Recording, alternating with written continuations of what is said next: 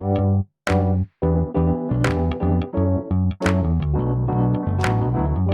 by Riverside.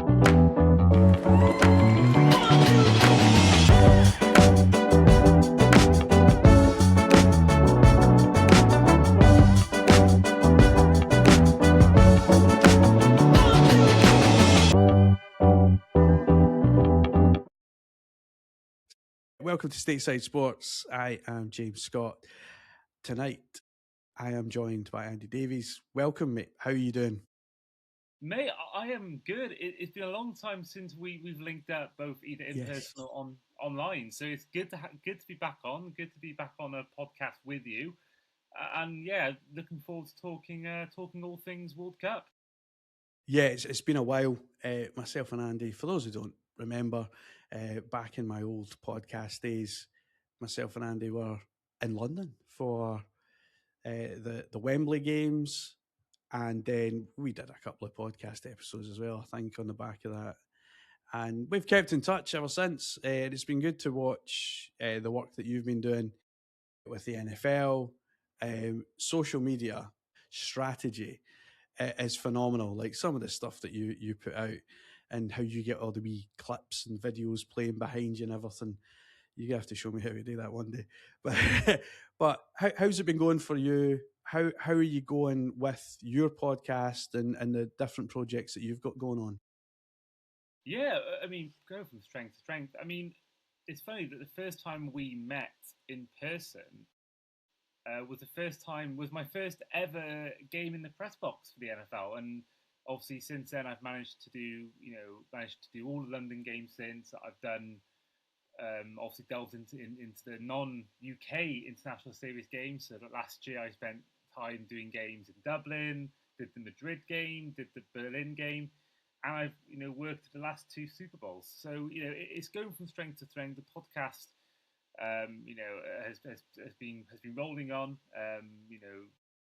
Doing right now, we're in the middle of doing a season preview episode for every team in the NFL with a fan of every team. So we do this every year, have done since 2021, and we basically get all do 32 episodes per team. We talk about the team, the ins and outs, questions about the upcoming season, and then we try and get the fans to predict their record. And we do it with for all the teams and get a fan of every team, which at times can be tiring. It can be hard sometimes when guests cancel last minute, and you got to try and do it all.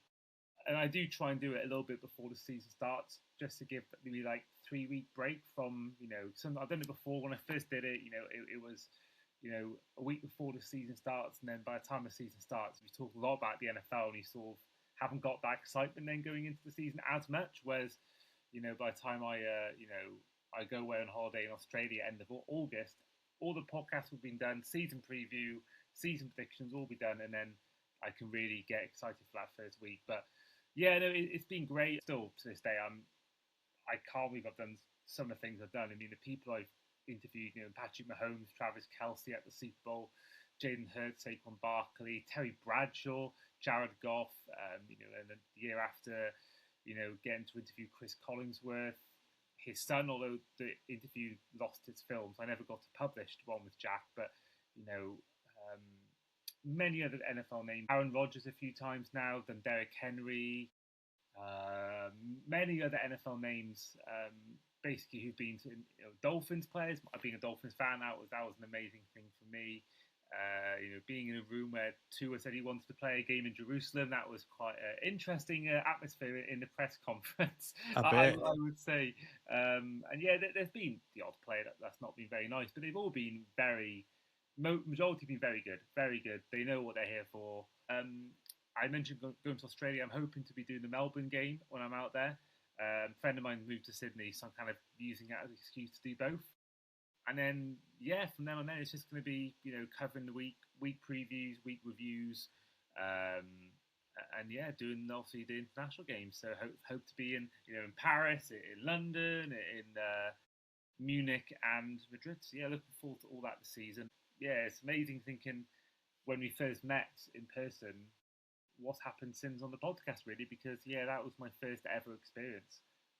You've went from strength to strength, and I think I've always said this about the NFL is the way that you as podcasters, they very much take us in and treat us very much like every other media.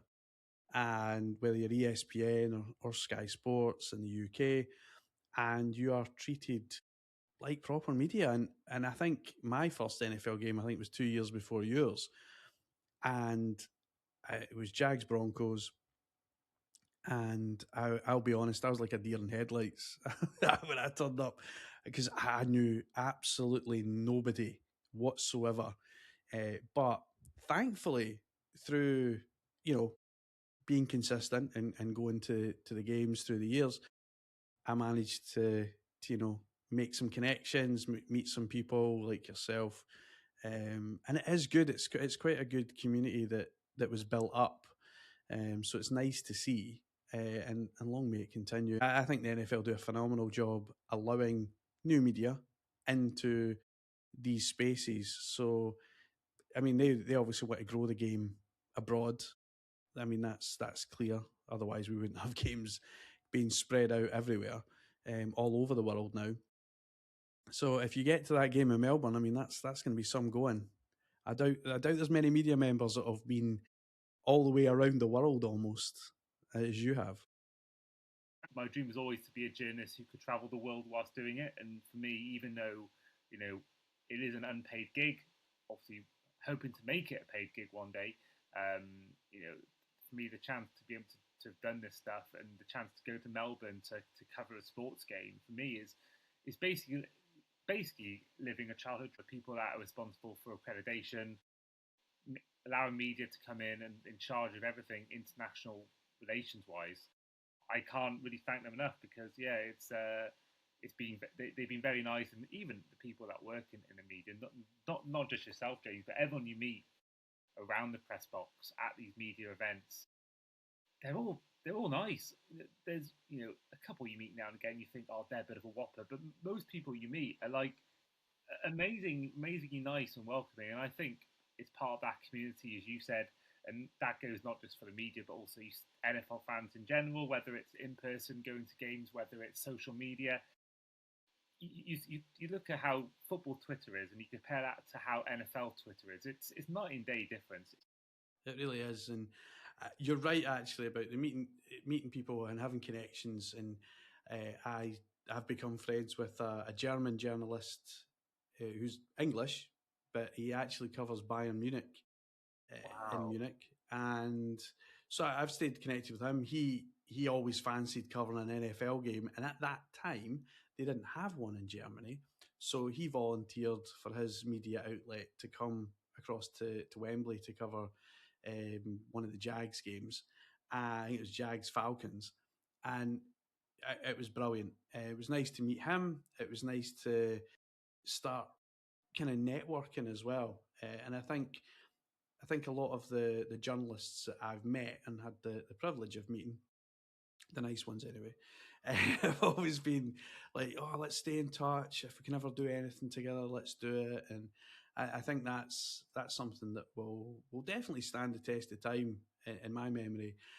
Whether I go down to London this year and join you again in London, I'm not too sure. But for certain, I'm back on the podcast trail, if nothing else. But phenomenal job that you have done. And although, as you say, it's kind of self-funded at the moment, the recognition you get from the league, they don't say thanks by saying thanks. They say thanks by continuing to give you these media credentials, continuing to give you access.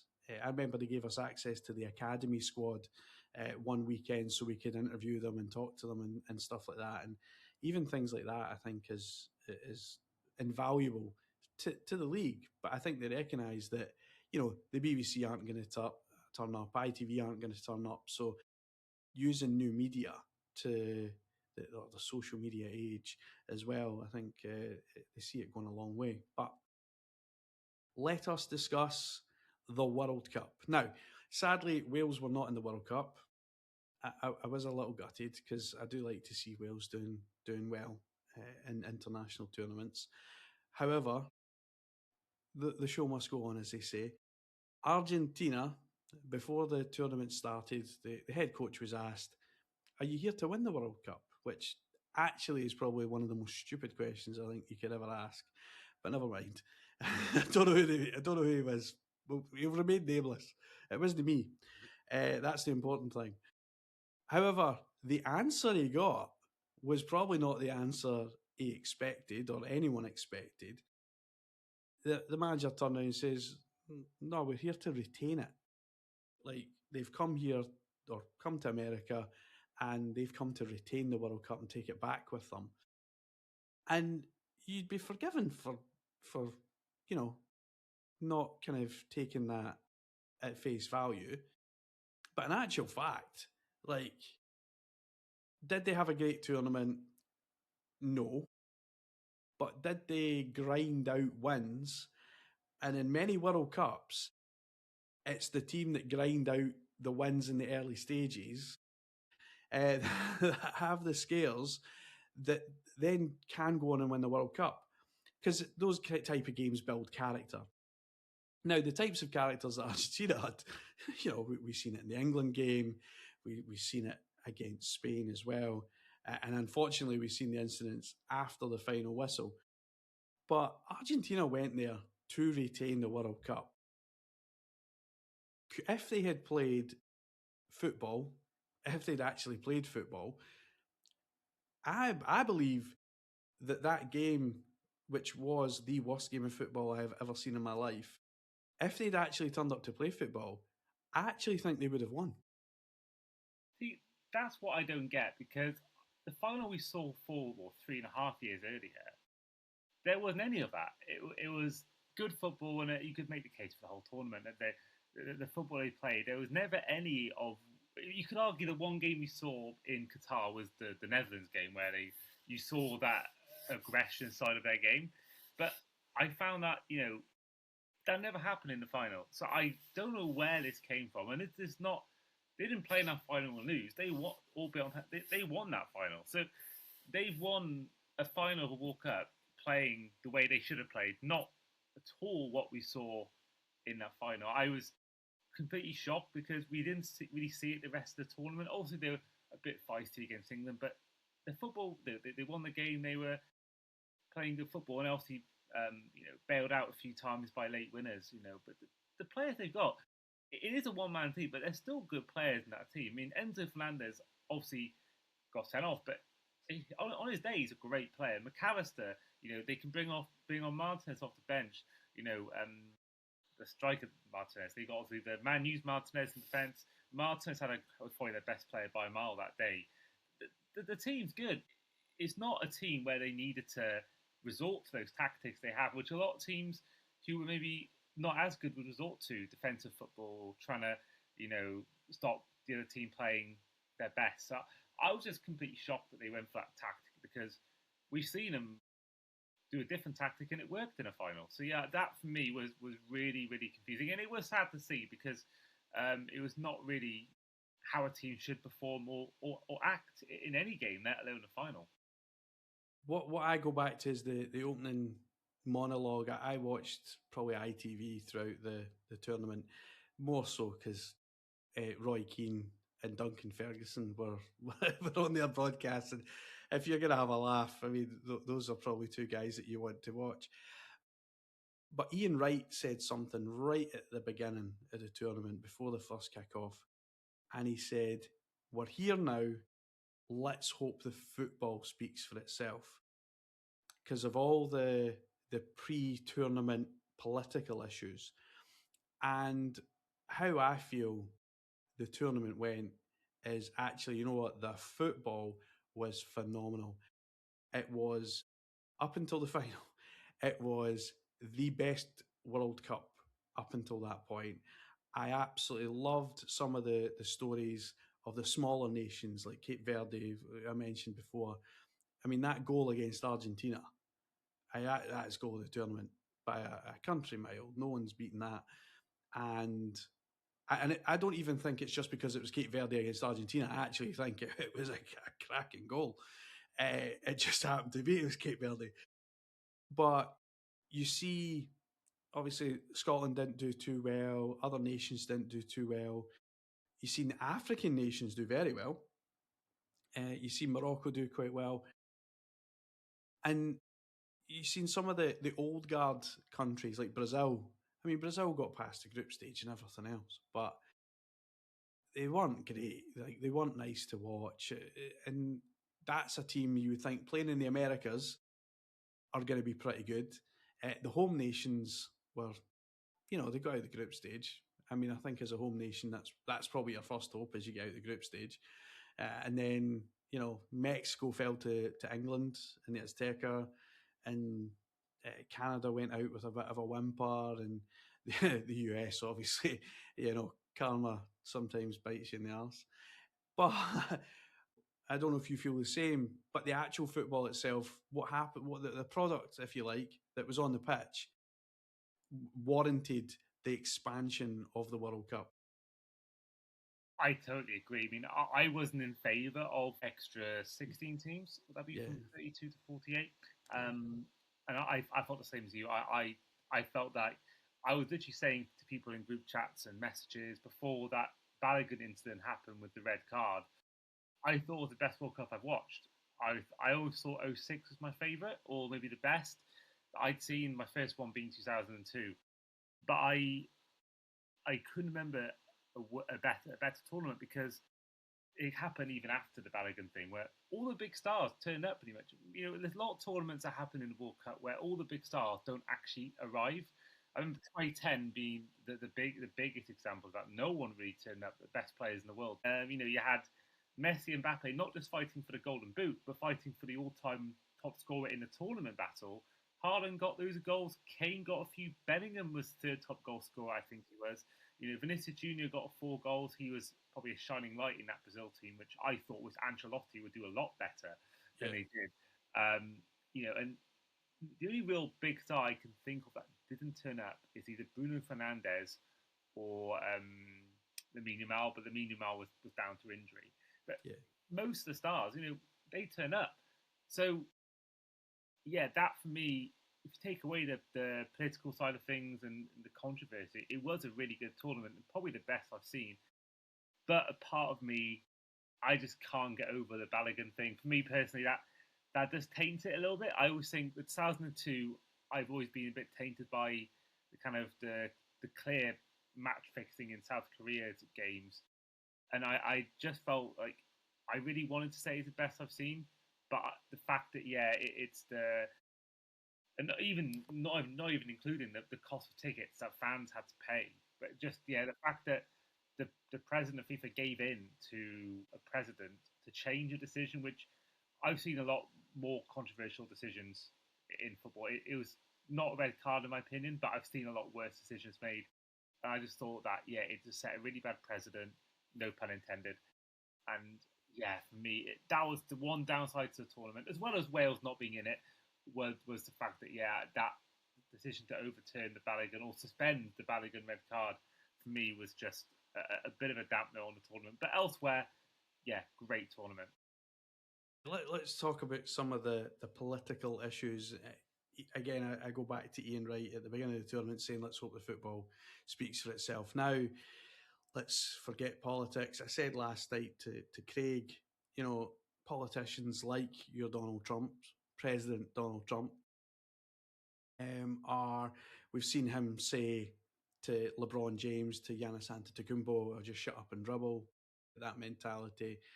And I said yesterday, well, why don't you just shut up and do politics? You're better at that. He's definitely no good at football. Unless you want to photobomb. Apparently he's quite good at that if you ask the Spain team.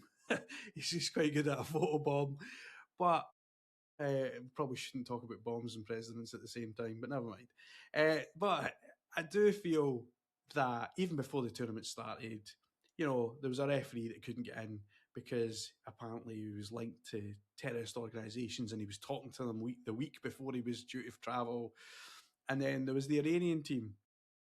Obviously, on the world stage at the moment, there is a bit of a war going on between the USA and Iran. And the way that the US State Department or Homeland Security celebrated the fact that, Iran have been knocked out.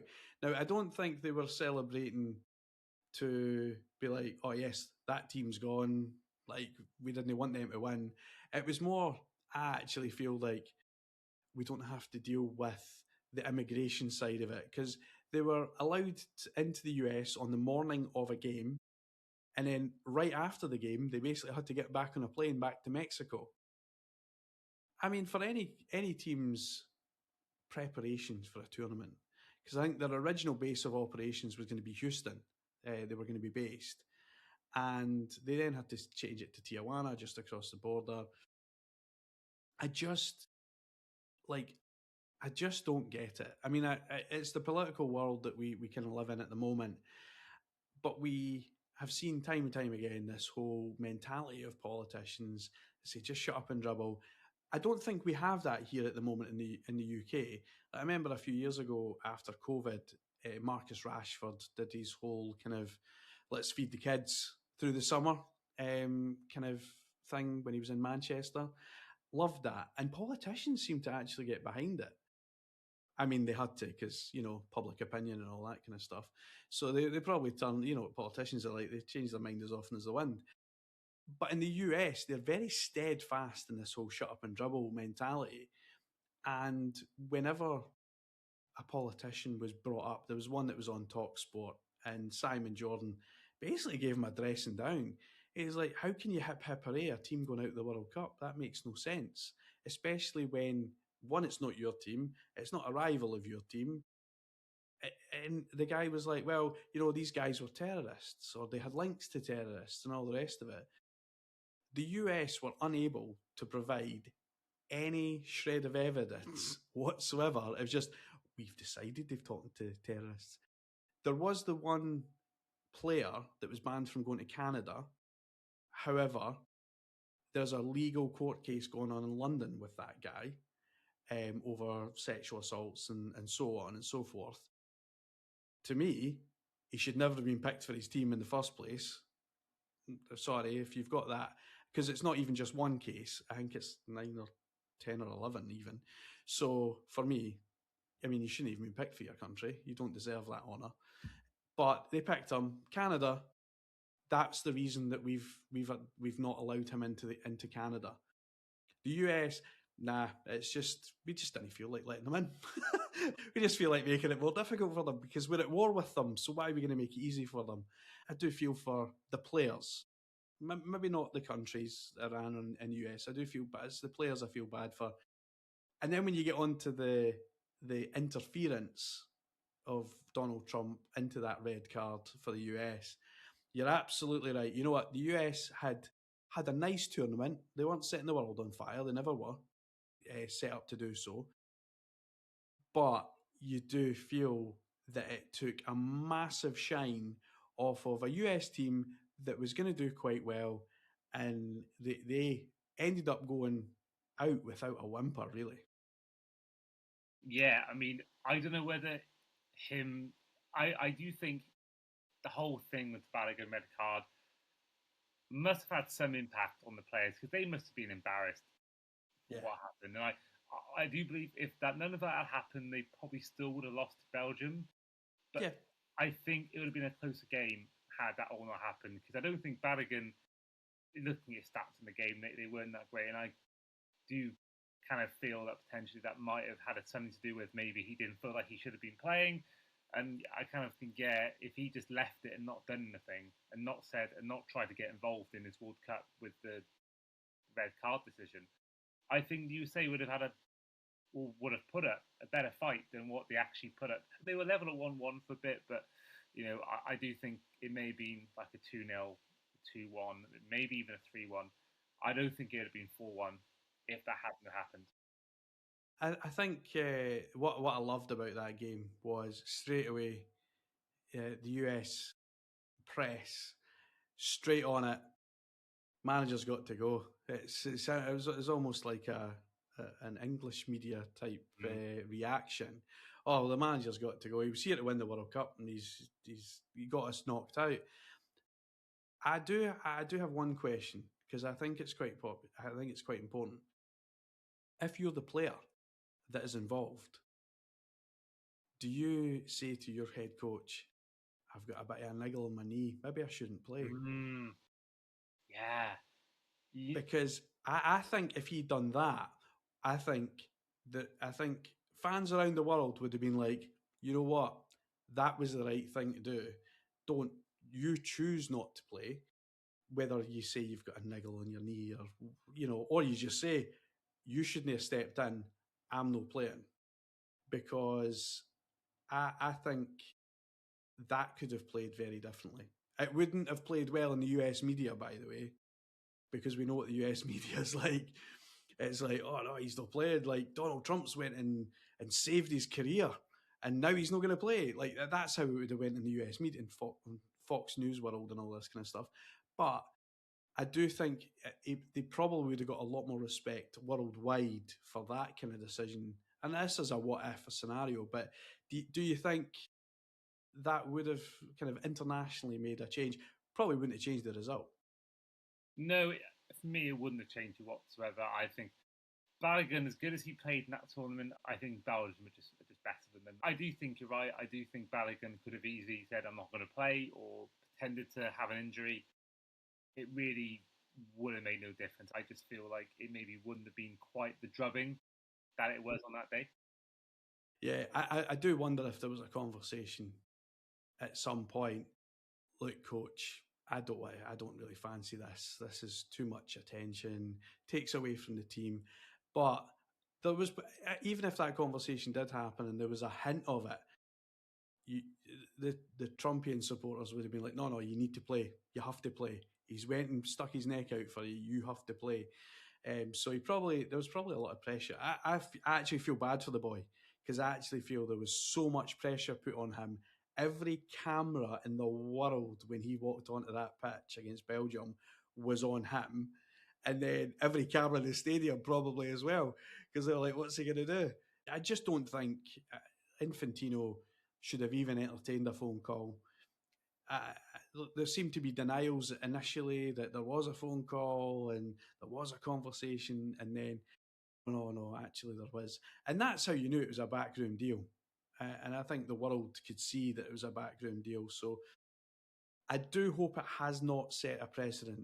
Now, the next World Cup, Donald Trump will not be the president of the United States, so we have that to look forward to, if nothing else.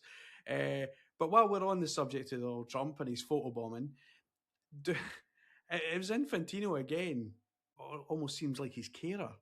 Like you seen him on the podium when they were giving out the medals, and he was making sure Donald got a medal to give to players, but the Mexican president, the Canadian president, Mark Carney, they didn't get a shout, they didn't even get a look in. And then when the World Cup was getting presented, it was almost as if Infantino and Trump were like, no, it's my cup, no, it's my cup, no, it's my cup, no, it's my cup. I'm giving it to the players. No, I'm giving it to the players. That as they were walking over to the Spanish players, that's what it looked like.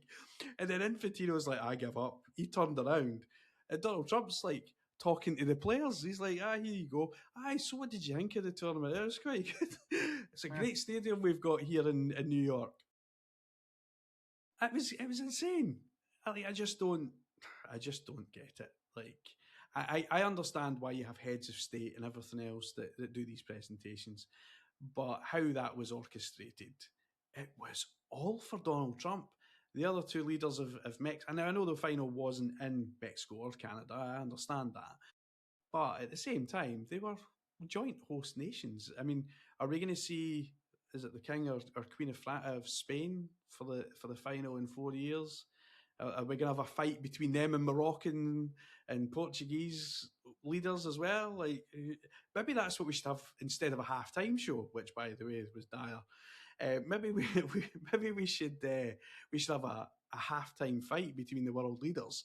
Whoever comes out the winner can give the trophy. I mean, that would be incredible. That'd be more entertaining than Justin Bieber. Yeah, like that. I don't know why he was on, because he has so many upbeat songs. I don't know why he was playing what he's playing. But no, to have a fight between basically a G8 summit would be incredible. It would literally be the best part of the game. It really would. It would have been for that game, yeah. Yeah, that's a good point. Oh, something, and you can get Michael Buffer in, you can get him in, you could get. He was there. He could have called it. Yeah, exactly. Yeah, so get them involved. Yeah, that would be insane. That would be so fun. Celebrity Deathmatch. Celebrity Deathmatch. That would. It could have a real live action version. Disney should get in this. They're turning all their Disney films into live action versions. So get them in it. See, I'm making money for everyone. Disney, MTV, everyone. Now, halftime show. Ted Lasso comes in. We've just had Madonna lip syncing and not actually singing in the stadium. Comes out with Ronaldo and Ronaldinho. Ronaldo, I made a joke. I was watching the game with my son Logan, and I says to him, "See how you say daddy all the pies? Look at him." He doesn't look great, and he looked so out of place. He was like, "Why am I here?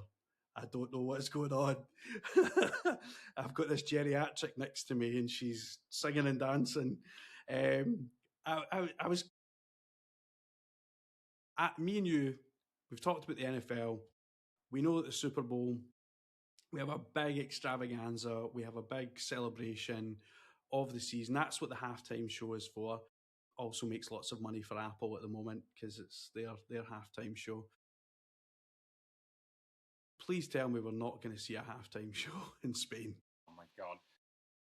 I really hope not. I mean, the things I always say is like, I don't want a draft system in the Premier League, and I don't want relegation and promotion in American sports. I feel like just keep them separate. I don't buy into this logic that we need to make the NFL like the Premier League or make the Premier League like the NFL. There's a reason why they're different sports. I think it's the same thing. You think if everyone was the same personality, it'd be boring. It's the same thing. And I think just keep the sports separate. I don't like the idea of trying to make football American, and the fact they got these rings for the winners. It is just like, why are you trying to Americanize a sport that the thing is that the NFL, right?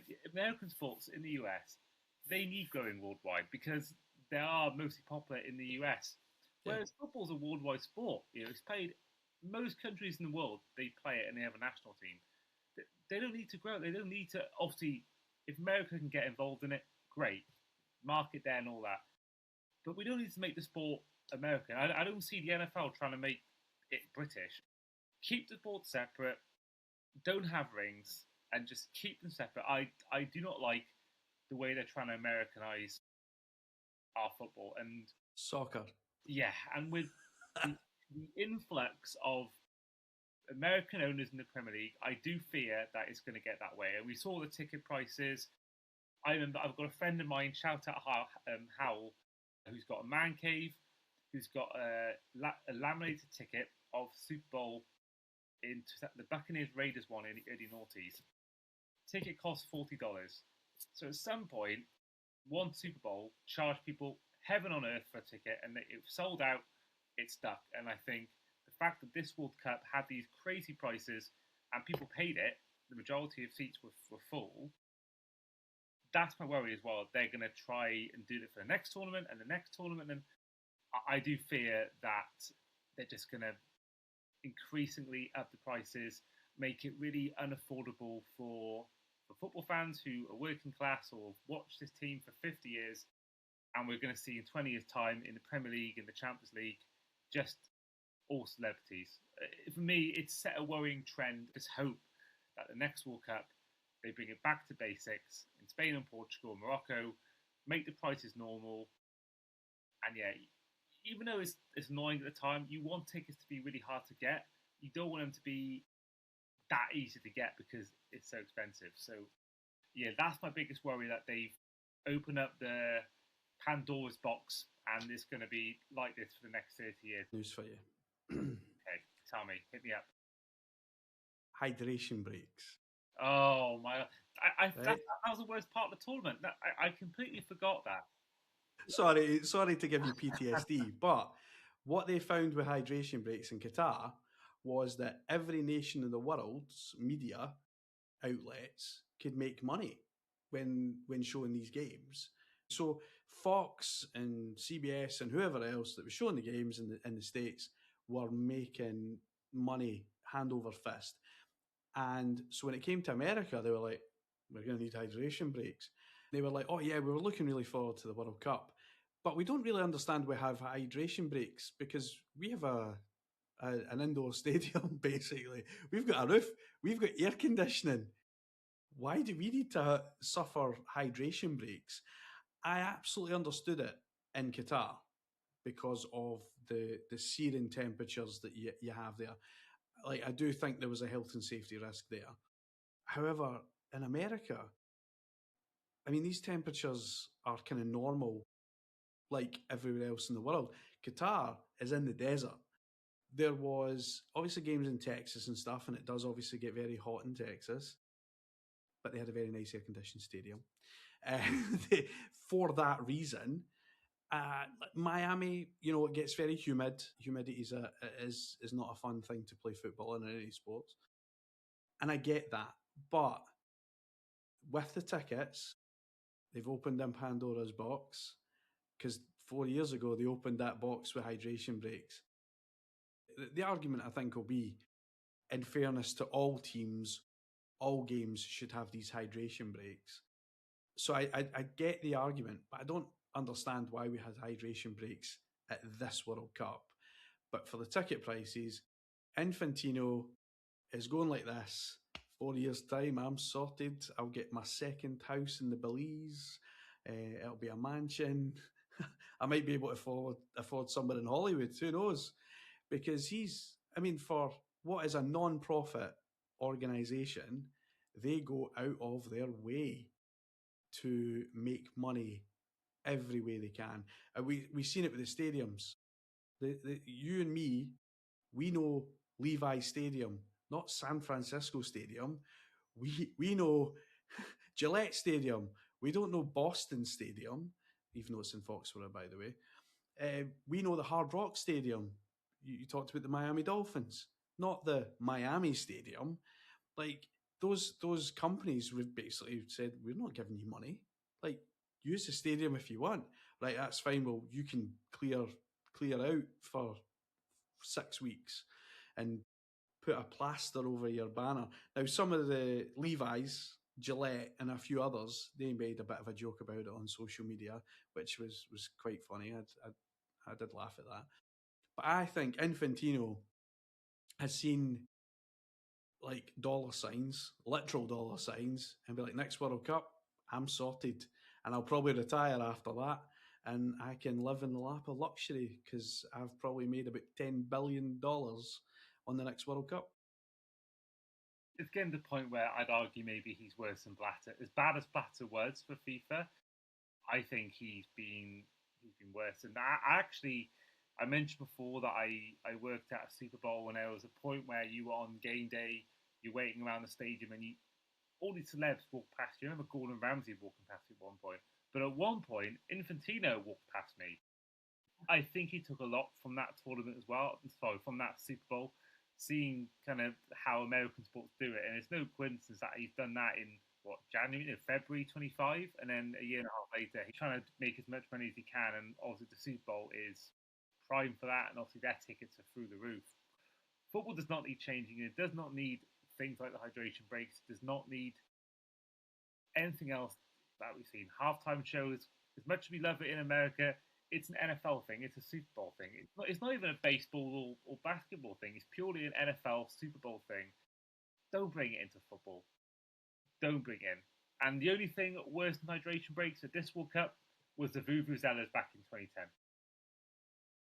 I hate the Vuvuzelas. Jeez, every kid in the street seemed to have one as well. They seem to be getting them in Asda and everything else. You're like, Jesus, who thought of that as a good idea? I do think that what I'll say on Infantino Blatter is the difference between the two is Blatter, and I can say this because it's, he's went to court and he's been found guilty. Blatter took backhanders, whereas Infantino's that brash about it. I'll just take it here, thanks. I'll just take it here. Just pass it over the table.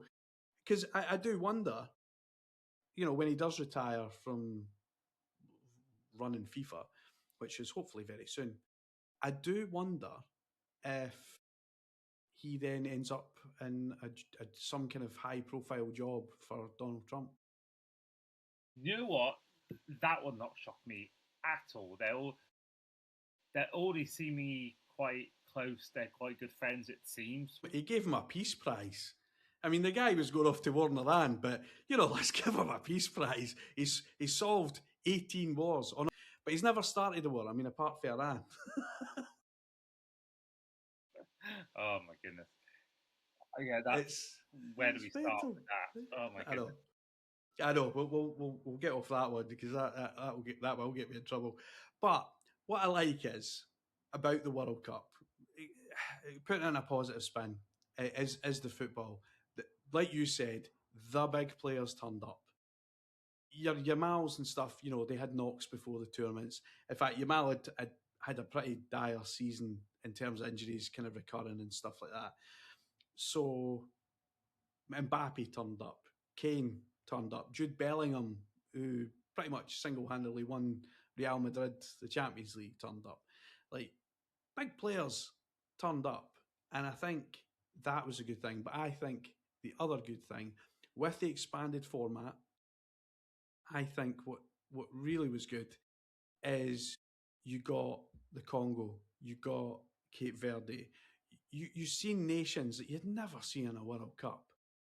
Now, Cape Verde, to their credit, actually in the old format would still have qualified, ironically. But you know what?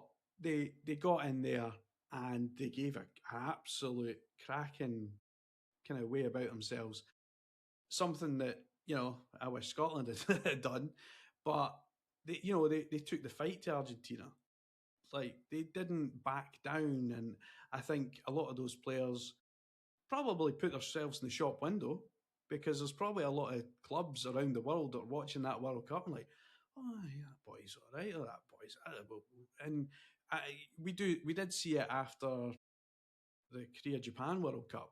How many Senegal players all of a sudden turned up in the Premier League? Like, there was boys at Liverpool. Was it Diouf? Diouf was at Liverpool. Yeah, that does not bring me good memories. I mean, well, not my first. Luckily, it was my first season being a fan. My first memory of football was that World Cup. So, I'd never really experienced anything before. But there's only been one player in my whole time being a Liverpool fan that I've actually disliked whilst playing for us, like really physically hated. And he was sort of proof that you don't buy players based on the World Cup. I'm sure Madrid probably found that out after James Rodriguez in the 90s. Thomas Brolin, that shit actually reminded me. He's the poster boy for don't buy a player after a tournament. But El Hadj Diouf, he's the only player in Liverpool history to wear the number 9 and have in a season more red cards than goals. I mean, it doesn't shock me. To be fair. Oh. But he ended up at Rangers. He ended up at my team, Rangers. And honestly, when we signed him, I was like, "This is going to be a nightmare." He's going to spend more time on his arse at home watching the games than he will play the games, because he'll end up getting sent off that many times. And he pretty much did. I mean, he played a fair few, but not much fun. With the World Cup, we have to get back to normal life. We can't watch 3 games a day anymore. That's disappointing. But I think the other disappointing fact of this World Cup is, and I'm not just saying this because of the Tartan Army and the way that they kind of went about their tournament, but the fan bases actually across the World Cup were phenomenal. I think it was one of the best fan-led World Cups, I would say, I've ever seen. I think South Africa was pretty dire. I think Japan and Korea was okay. I think Germany, pretty good as well. That's when the fan park thing started happening. So, but I think the fans made the World Cup. You see social media and you've got videos of England fans jumping about, dancing and singing with locals. You got the Tartan Army, Cape Verde fans, they're joining the Brazilians. And I just felt that this World Cup reminded me so much of the '98 World Cup in France.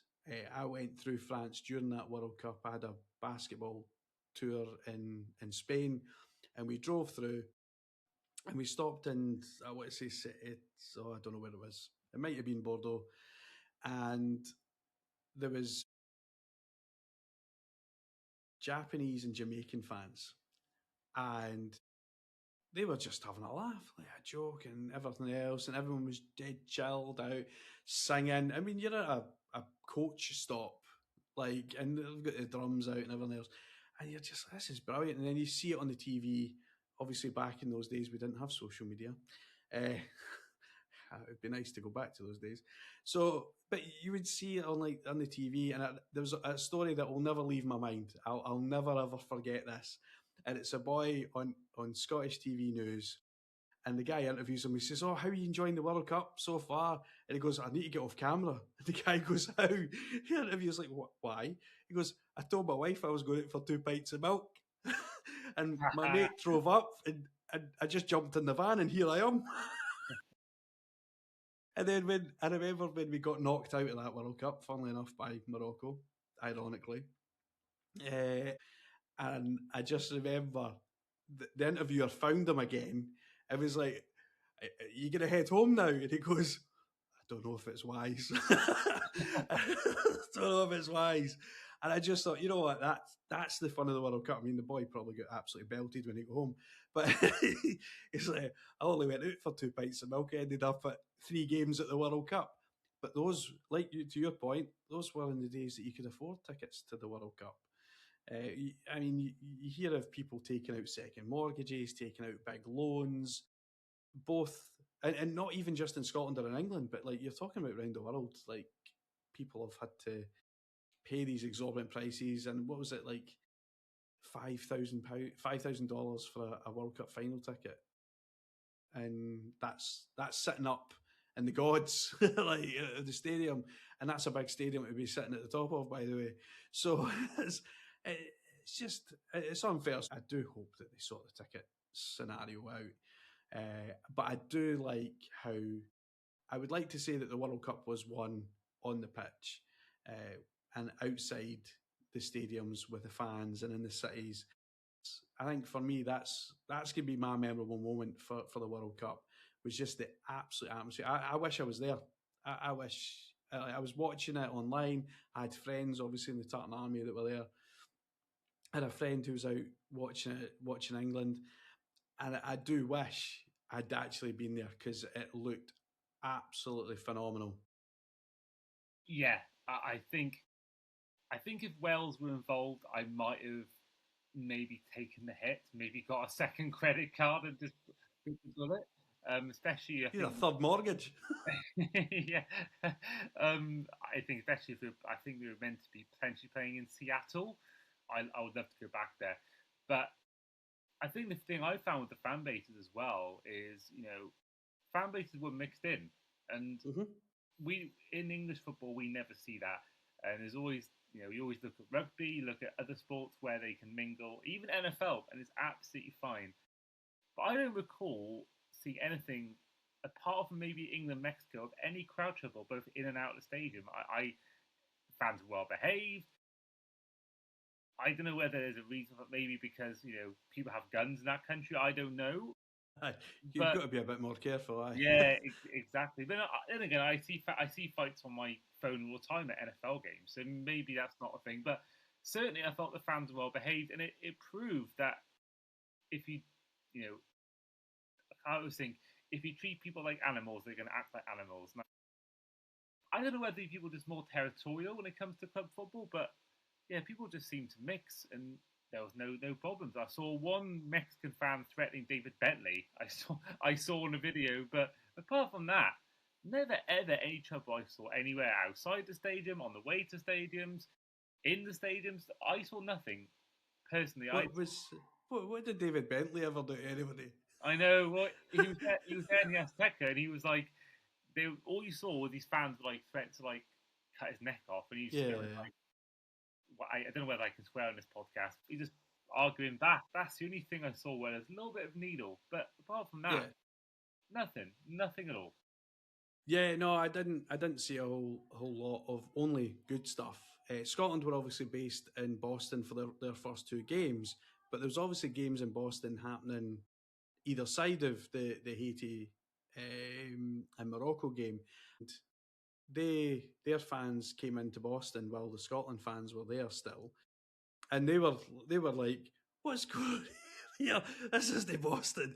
This is if we walked into Scotland because like there's bagpipes playing.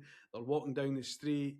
Probably the best thing for the Tartan Army is when they took over Fenway Park. That was obviously I think the big highlight from some of the Tartan Army fans there because it's been a long time since Scotland qualified for a World Cup. 98, funnily enough. So you see like things like that, like Iraq fans mixing with Scottish fans and like all this kind of stuff. And you've seen a wee bit of rivalry as well between the Norwegian, because Norway were in Boston as well for a game, while Scotland fans were there. And you see that, well, we've got a row. Aye, you've not got the bagpipes and you've not drunk the place dry either. So it's absolutely fine. I think what we need to have at the next World Cup, or we've got a Euros in 2 years, we need to have Wales and Scotland in the same group. Oh, can you imagine? How would I get? It would be incredible. I think they're saying that you're only allowed to have in the Euros 2 host nations. So what they're saying is that if 2 teams qualify anyway through the qualification process, the other 2 teams will like automatically get qualification. So say if England qualify, which probably will happen, and say Scotland qualify automatically, then Wales will get in whether they win their group or not. So there's a good chance that Wales and Scotland will play in this World Cup. And I think the opening game is actually in Cardiff, which will be amazing considering literally I can see it from my balcony, I can see the stadium. So it's that I'm looking forward to that a lot. I will pay whatever they want. So if you are listening, UEFA, whoever organises tickets, I'll pay whatever you want, and I will do whatever you want within reason, obviously. But I will happily cycle there naked if it gets me into a stadium. So, Jeez, don't do that to the world. Surely not. No one wants to see that. No one at all. Absolutely not. It was absolutely phenomenal World Cup. It's on the football side, as I've said, absolutely loved the World Cup. It's Scotland were there, and I think sometimes when your host nation is there, it does make a big difference. I kind of have two nations I can follow. I could either follow the US or I could follow Scotland. And in previous years I've followed the US and had my heart broken anyway. So doesn't seem to matter the size of the nation, Scotland or the USA. I'm still going out at some point, but like I think it makes a massive difference. So I have actually really enjoyed this World Cup. Next year we've got the Women's World Cup. It's in Brazil, so we should have some friendly UK timed games again, which will be nice. Good, because I have to say the Australian World Cup that was put on 3 years ago was phenomenal. The games were obviously on very early in the morning, 6 a.m., 5 a.m., that kind of stuff. My boys got up and watched them. It was the summer holidays. They got up and watched them. They loved it. Every day they were getting up. And I remember my youngest at the time, Cooper, he says, "Dad, no football this morning?" I was like, "No, between the group stage and the next round, there's a bit of a gap." And he's like, "Oh, so what we're going to watch?" I was like, "Watch whatever you want." Because we'd gotten that much of a routine of getting up in the morning and just watching whatever game was on. So, yeah, that was a bit sad. I think he was a bit gutted with this one as well because we got, to the quarterfinals and that's when we started having gaps. But I think world football, in terms of World Cups, I think will do quite well. There's a few things that need to get sorted out from this World Cup and ironed out, but I think overall the actual tournament itself was pretty damn good. I agree, and I think overall, I think the best team in a tournament lost in the semi, but I think certainly the best team in the final one. There's not been a more deserving winner, I don't think, of any final I've watched, maybe in any tournament, than that Spain game. I think they were easily the most deserving winners of that game. Yeah, 100%. Well done to Spain. We look forward to the next World Cup being in Spain. I think that's quite exciting, actually, that the holders will be one of the home nations. I do like that. Not entirely sure of the format because they're talking about expanding the World Cup further to 64 teams. I get it. It's a money making scheme, though, because they're going to have games not just in Spain, Portugal, and Morocco, but we're also going to be going out to South America to play in Argentina, Paraguay, and Uruguay. I get it, it's the 100-year anniversary or whatever else, but if those countries wanted the World Cup, they should have bid for them. Or they should have been given the World Cup for that reason, and I would have understood it. What do you think about a transatlantic World Cup? Is it going to work? Are teams going to be happy with it? I think the nearest thing we've had when we had the Euros in 2020 or 2021, which was hosted all over Europe, and the fact that it was COVID meant we didn't really see the full impact of whether it's a good thing or bad thing. I think it's only one game in Argentina, Uruguay, and Paraguay. So those football associations have said, however, we want more. Okay. We don't want to just have one game each. We want more. So there is talk. That's the reason they want to expand to 64 teams, is because those extra teams, basically, those extra groups, will basically go out to South America. And then I think the idea is that when you get to the knockout stage, everybody is then in Europe. Okay. Interesting. I mean, I was actually looking today at the venues for the next World Cup, and the one thing I'm looking forward to is because my aim, someone who really wants to go to once in their life a World Cup game, I thought this is the perfect one to try and get to because it's way easier to get to Spain and Portugal than it is, Saudi Arabia. Not that I would go there anyway, but then America, obviously, this year and potentially 2038. But I saw there was a game, they're hosting it in Gran Canaria. So I'm kind of thinking, I can mix in that with like the thought of going Gran Canaria, Las Palmas Stadium, getting some time, sunshine near the beach.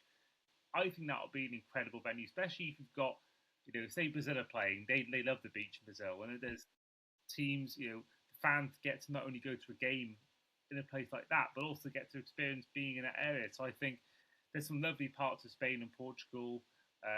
Morocco is meant to be lovely. I've never been, but I know people that have. People seem to love it who do go. So yeah, interesting. I've always been of the opinion that I like it being in one place in terms of getting real fan fever. But then the World Cup has shown this year that you can have it in 3 countries and fan fever still exists. But no, I've always more been of that opinion that it should be just in one country. But then again, I'm not also against it. I'm not going to lose sleep over that, the fact it's in multiple countries. But yeah, I would rather it be in just one country, personally. Just for the I mean, that would be nice. Yeah. But we'll see how it turns out. Obviously, these things aren't finalised. There's 4 years before the World Cup. I mean, there's 2 years before we start or in Europe at least, start qualifying for the World Cup. So we'll see how that all turns out. But Andy, mate, thank you so much for jumping on, having a chat about the World Cup. It's been fun. We'll need to do something through the NFL season. And if Scotland do end up, imagine this, Gran Canaria, maybe not playing each other, but maybe Scotland, Wales, England having games in Gran Canaria around the same time. The people at Gran Canaria are just like, this is just a normal summer for us. They're here every year anyway. What's the difference? They all wear football tops when they come here as well. So instead of Chelsea or Liverpool or Rangers or Celtic or whoever, they'll just be wearing Scotland, England, and Wales tops is the only difference. But yeah, that could be fun. But no, mate, thanks so much for joining me, and you'll catch us all on the next episode. Thank you for having me. No worries.